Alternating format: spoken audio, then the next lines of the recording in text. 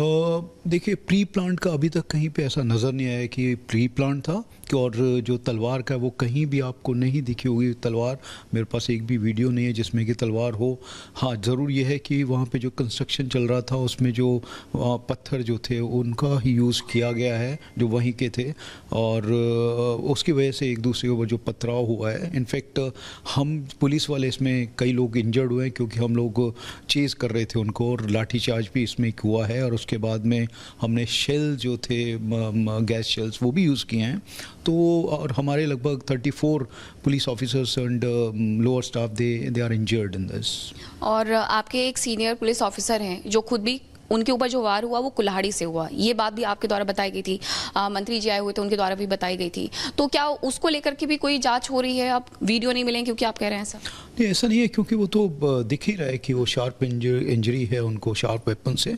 तो वो एक इंसिडेंट हुआ है और उसमें हम लोग पूरी तहकीकात कर रहे हैं। और वो जिस जगह पे, जिस घर के पास में अटैक हुआ है, तो वो सब उन चीज़ों को हम लोग देख रहे हैं। एक तो हमें जो भी वहाँ से एविडेंस मिल रही है वो, और किसने ये अटैक किया था वो भी, क्योंकि रात की घटना है, लगभग 2:30 बजे के आसपास में, 2 बजे के आसपास में घटना। सर, एक आखिरी सवाल, अभी क्योंकि गुड़ी पड़वा आने वाला है, रामनवमी आने वाला है, बहुत सारे लोगों ने ये बताया है कि रामनवमी को लेकर के जो सामान लेके आए थे उसे तोड़ा गया है, जानबूझ करके सिर्फ एक समुदाय को टारगेट किया गया है।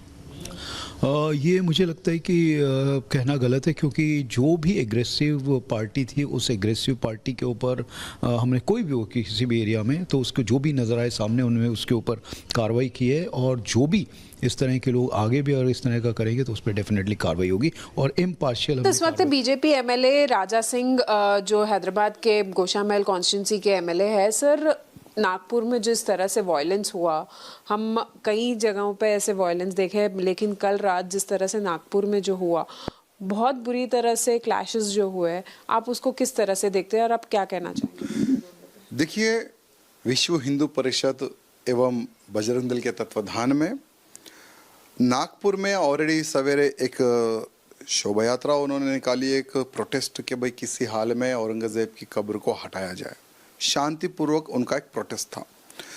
लेकिन वही नागपुर क्षेत्र में कुछ जिहादियों ने ऑलरेडी एक पूरा प्री प्लान कर लिया कि भाई औरंगजेब की कब्र को उखाड़ने के लिए नागपुर में जब हिंदू संगठन जुड़ सकता है तो हम क्यों नहीं। तो वो लोग भी पूरा का पूरा प्लान करके पत्थर जमा कर लिए कि किस क्षेत्र में हमें पत्थरबाजी करना है, कितनी गाड़ियों को हमें आग लगाना है, किस किस पर हमला करना है, पूरी ये लोग बैठकर प्लानिंग कर लिए। नमाज पढ़ने के बाद में जैसा ये लोग बाहर निकलते हैं, जो निहत्थे लोग, जो रोड पर जो लोग चल रहे थे, उन पर किस प्रकार से हमला किया गया आज सीसीटीवी के माध्यम से हम सब लोग देख रहे हैं। पुलिस जब बीच में उनको रोकने के लिए आती है, लगभग 35 पुलिस के जवान घायल होते हैं। एक डीसीपी लेवल के एक बड़े ऑफिसर के ऊपर कुल्हाड़ी से हमला करते हैं, लगभग 3 डीसीपी इस हमले में, पत्थरबाजी में घायल होते हैं। तो मुझे लगता है कि पूरा का पूरा एक प्लान किया गया। प्लान मुझे क्यों लगता है, मतलब आज पूरे देश में एक माहौल बना है कि क्रूर औरंगजेब की कब्र महाराष्ट्र की धरती से उखड़ना चाहिए। पूरे महाराष्ट्र में एक माहौल बना कि क्रूर औरंगजेब की खबर उखड़ना चाहिए, पूरा माहौल बना। सरकार भी स्टेटमेंट दी है, मुख्यमंत्री, डिप्टी सीएम, सभी मिनिस्टरों ने कहा, तकरीबन दूसरे पार्टी के लोगों ने भी कहा कि हाँ इस खबर को उखड़नी चाहिए। तो इन जिहादियों को यहाँ पता चल गया कि खबर उखड़ने वाली है, अगर ये चीज़ को रोकना है तो हम दंगा करना है। तो ये पूरी प्री प्लान से ही नागपुर जो लाल महल क्षेत्र में ये पूरा का पूरा प्लान करके ही दंगा किया गया, ऐसा मुझे लगता है। अभी जो हादसा हुआ है नागपुर में, अब हम वारिस पठान जो एमआईएम के स्पोक्स पर्सन है, वो ये कह रहे हैं कि ये वायलेंस जो है वो कंडेम करना चाहिए, लेकिन साथ में ये भी कह रहे हैं कि ये जो है वो बीजेपी ऐसी हेट्रेड फैला रही है। और हैदराबाद के एक बीजेपी के नेता है, जिन आपका नाम लेते हुए उन्होंने ये कहा है कि आप दूसरे शहर में या फिर महाराष्ट्र में आके आप ऐसे भड़काऊ भाषण दे रहे हैं। आप इस पे क्या कहना चाहेंगे? ये सीधी तरह से आपको आपके ऊपर और भारतीय जनता पार्टी पे जो है वो सवाल उठा रहे हैं। वही वारिस पठान को मैं आज पूछना चाहूंगा, तुम्हारा जो ओवैसी है, जो तुम्हारा सदर है, वो भी महाराष्ट्र आता है।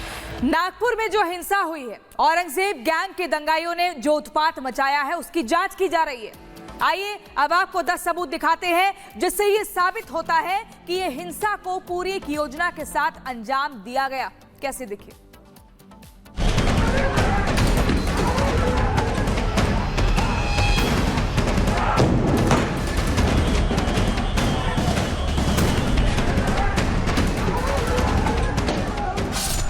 नागपुर में नफरती हिंसा का सच सामने आ चुका है। कट्टरपंथियों ने जो साजिश रची उसे औरंगजेब ब्रिगेड ने अंजाम तक पहुंचाया। सीसीटीवी की तस्वीरें बता रही हैं कि पूरी प्लानिंग के साथ हिंसा को अंजाम दिया गया। हिंसा की जो तस्वीर सामने आई है, आक्रांता गैंग हाथ में डंडा लिए दिख रहे हैं और फिर घर और कारों पर हमला करते हैं। पुलिस उनको पहचान न सके इसलिए पूरी तैयारी के साथ आए थे, क्योंकि सीसीटीवी में उपद्रवी और दंगाई चेहरे पर नकाब ओढ़े नजर आ रहे हैं।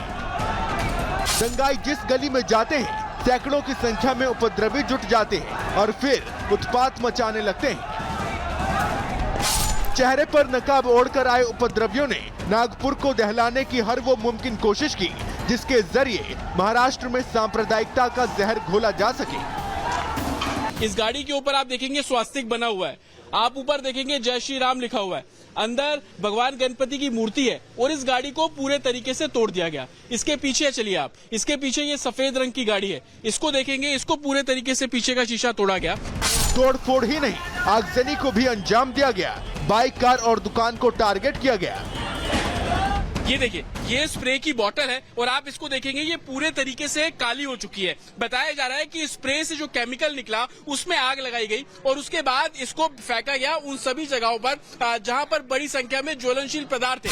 तस्वीरें साफ इशारा कर रही हैं कि यहाँ एक खास समुदाय के लोग अचानक पहुँचते हैं, कुछ देर में ही बवाल मचाना शुरू कर देते हैं, जिसका होमवर्क उन्होंने पहले से कर रखा था।